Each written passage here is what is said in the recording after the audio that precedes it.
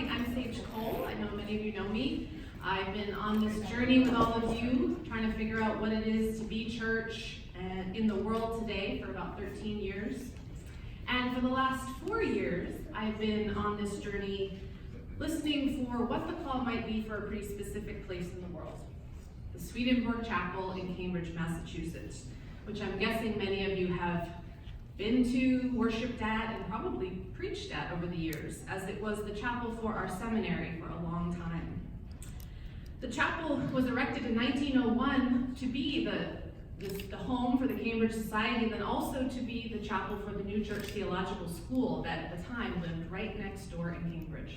There was a time when we owned pretty much that whole side of the street. But over the years, things have changed. And the question of what the ministry of this place has continued to be asked. We are right in the heart of Cambridge. That little pink star shows you where we live. Right in the heart of Cambridge, and we are the Swedenborg Chapel, housing our society. We're also the street address for this denomination. If you go to our website, if you visit swedenborgcommunity.org, 50 Quincy Street is the place that we call home as a church, as a denomination. We are also really sewn into the history of this corner of the world. We're right next door to the Harvard Graduate School of Design, which was originally the School of Architecture for Harvard, that was founded by a member of our society and also the designer of our chapel, Herbert Langford Warren. And then right across the street, that large, imposing building is William James Hall. And we all know that William James has a strong connection to our denomination with his father's strong devotion to Swedenborg's teachings. So we've been asking this question. We are sewn into the history of this place, and will we be a part of building the fabric of its future? What we know is that this is an amazing corner of the world. Harvard Yard is just on the other side. Hundreds, maybe thousands of people walk right in front of our chapel every day. Students, seminarians, and seekers. We know that we have a very official relationship with Harvard, in part thanks to F. Bob Toffel and Eugene Taylor, who helped to get us a seat on the Harvard chaplains in the 80s. So I sit with the chaplains and I have the ability to do outreach with the Harvard community. That is a wonderful and amazing opportunity. And more recently, we've developed a relationship with the Harvard Divinity School, who will be housing our historic collection. So we'll have a Swedenborgian collection just 2 blocks that way at Harvard Divinity School that will be searchable and accessible for scholars. We also know that we're charged with the mission of being not just the church, but the book room for the Swedenborgian community in Massachusetts. Many of the funds that were given long ago were given for the purpose of book rooms, which, as we know, was how our church started.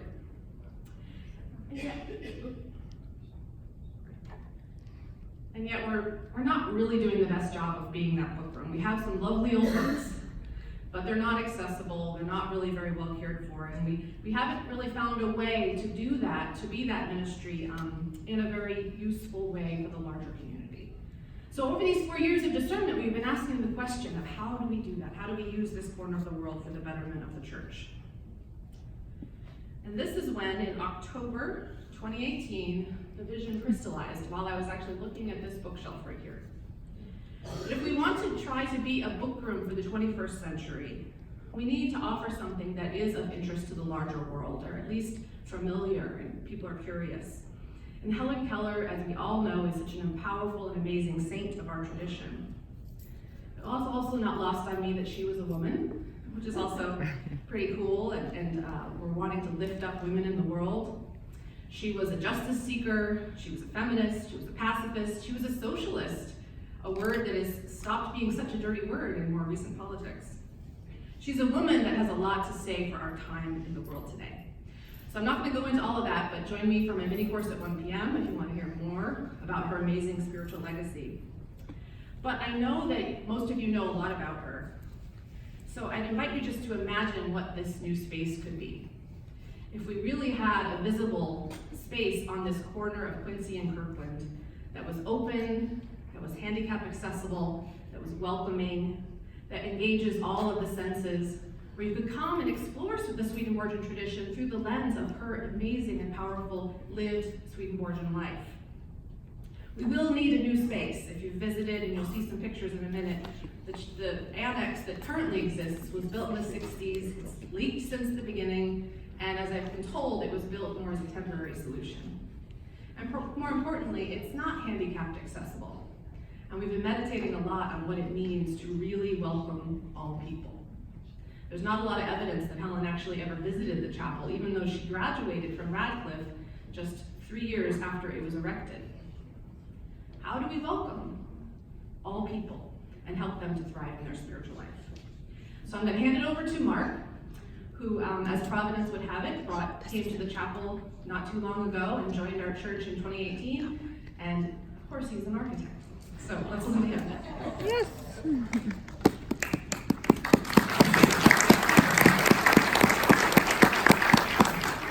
Good morning. Good morning. As you can see, I'm a first timer. First convention. It's great to be with you all. I've enjoyed getting to know a few of you so far, and we're here for a couple more days together. I'm wearing many hats here, actually. I'm a delegate for Cambridge, for Massachusetts. I'm a member of the Swedenborg, or the Cambridge Society, as Sage mentioned. I'm also an officer at the Cambridge Society. But for the next few minutes, I'm going to be an architect, talking professionally about what we've been thinking about for the future of this little corner of Cambridge. 25 years ago, I started attending the Graduate School of Design, that Gund Hall that you saw a minute ago from the backside. And for the next 4 years, I walked by Swedenborg Chapel on a pretty much a daily basis, and thought it was a beautiful building, a bit of a relic. Strange to see this neo-Gothic chapel sort of surrounded by a whole bunch of things that had very little to do with it. And I never once took a step inside. I had zero interest at that point in time in organized religion. But as life would have it, my wife and I were married in the chapel in 2011, and 3 years ago we started attending services. The intersecting histories of Harvard and the Swedenborgian Church and these buildings is fascinating. This is just a glimpse of that history. There's a link to read more about it on the chapel's website. But let's talk about the problems that we're facing on the site now. The chapel is here, the annex from 1965 is here, and you have essentially the height of a person to negotiate from the street into the building. That's a pretty significant amount of vertical distance in a very short amount of horizontal distance on a limited amount of land. A few images of the chapel and the annex. This is the annex around the corner on Kirkland Street. Certainly presents itself as a building quite different from the chapel, but it's a bit inscrutable. You can't see inside it. Even though it's north facing, you have mirrored glass. And unless it's nighttime or a very cloudy day, you really don't have much sense that anything is happening in this building. The chapel is a very different kind of architecture.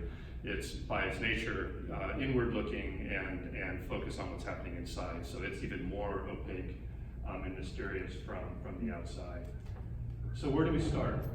If we're thinking about dealing with these problematic maintenance and accessible problems of getting inside the building with this annex, and if we think about replacing it, where do we start? Well, it starts with, any building starts with the landscape, and the landscape in this case starts with these stone walls out at Quincy Street, which established this plinth that is raising up the chapel and is part of the problem we're trying to solve. There's currently a pathway up to a nice patio at the main entrance, but that only gets us halfway. We still can't get inside the building. What we really need is to use the land available for a much more gradual exterior ramp to gradually bring people up into the building. And that's exactly what we're doing with this new building, which is beginning to take shape here. An exterior ramp that brings you into the building and extends all the way through with views to the landscape beyond. So a very kind of clear axis of entry onto the site where everybody enters the site at the same place, and then a choice to enter the chapel through the historic entrance or through a more accessible entrance. And equally, if not more important, a very clear cross-axis giving a very direct route from this new entrance into the chapel and back, and a very clear line of sight through the chapel, through this breezeway and into the new building. And then also providing some distance between the building. The chapel is landmarked by the city of Cambridge. We have to be very careful about how we add to it. But that space between the buildings gives kind of a moment of pause when you leave the relatively dark, ethereal, sacred space before entering this complementary but distinct space of the new Helen Keller Center. I'm going over my time. We are going to have a session after this, and we have handouts where you can look at the floor plans in more detail. There's way more detail I can go through right now, but essentially on the main level, having come in from that ramp, you have the Helen Keller Center, which could serve multiple purposes, including fellowship space and reception space, with that direct access to the chapel. On the lower level, we have flexible multi-purpose space, which can support outreach programs like 12-step programs, maybe even Tai Chi or yoga classes. And on Sundays, we have a number of guest congregations who use the chapel, so this becomes the fellowship space on Sunday.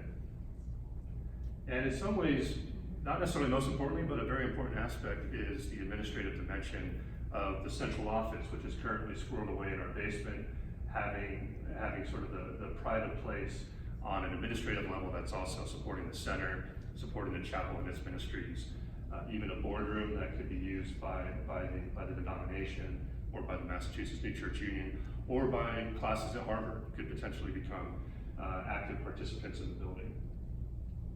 Just a few images to kind of paint a picture of what it might look like. This is looking west, sort of from the street. This is cutting through the chapel. You see that ramp up into the new building. The other direction from Kirkland Street, we're looking at a very simple form. This is a small building on a small site. We have a lot of visual and architectural complexity with the chapel. So this new building is almost like the kind of the quiet nature of a barn, but with that major picture window looking out onto the chapel from the Helen Keller Center, and with the office space above and multi-purpose space below. And in the same way that we're bringing the landscape up to meet the building, to get into the building, we're also bringing it down to bring light into the basement so that this basement doesn't feel so much like the basement. And I'll just leave with this sort of sketch of what the building might look like as it comes into reality in the future. And this is just the beginning, so I hope you'll join us at the break at 10:30. We should probably hold questions just because we have a short time. Please see us at the break. So yes, please come to the break, and Mark and I will be there to answer questions. I wonder also if any of you who have served on the program committee or the building committee over this year, are any of you here? Tom, can you stand up so that people can talk to you as well? Because you know a lot about what's going on. So we've had input from the denomination on this effort. So please join us to ask more questions. Please visit our table. Consider buying a little bracelet. It has a wonderful Helen Keller quote, life is either a daring adventure or nothing. And maybe that wristband will give you courage and help you to remember to pray for this endeavor. It really is about prayer. We want to summon all those unemployed angels that Matthew Fox mentioned to help us in this effort. And believe me, we've made a lot of progress, and it is not all natural doing. It's a lot of divine doing, and we have a lot of faith that we're moving forward. There's also a little card you can fill out if you haven't yet joined Helen's Circle. Give us your email, and you'll get monthly updates on the project and opportunities, invitations to pray for us and to support us as we move along. But be with us on this journey. We want to see this new manifestation of outreach in the world be something not just for our little corner, but for our whole community. So thank you.